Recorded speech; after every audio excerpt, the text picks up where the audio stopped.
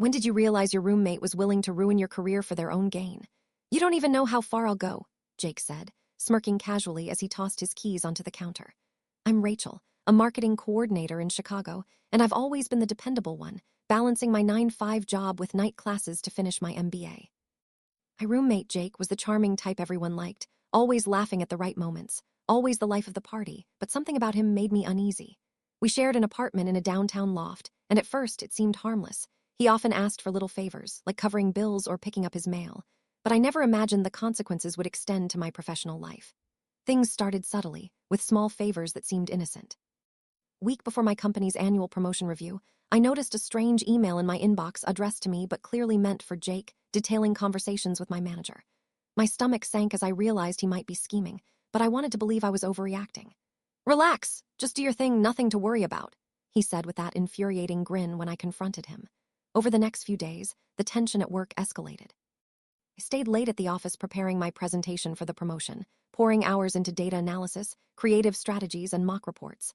Meanwhile, Jake was suddenly everywhere, popping into my meetings, asking oddly specific questions and taking notes.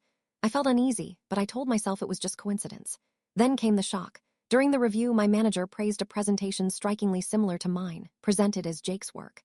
I couldn't breathe. Grabbed him after the meeting. How could you do this? He smirked, brushing me off. It's just business, rat, don't take it personally. I felt betrayed, angry, and powerless. Nights became sleepless as I tried to gather proof. I recorded conversations, screenshot emails, and even set up a timeline showing I had completed the work first. But Jake was clever. He manipulated coworkers, telling them versions that made me seem careless. The office turned into a minefield.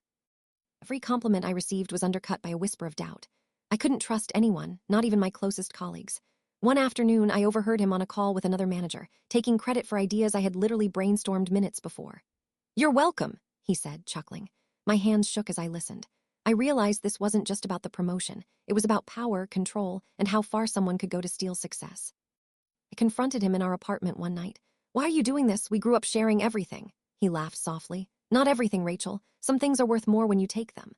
I felt a mix of anger, hurt, and disbelief, but I kept digging.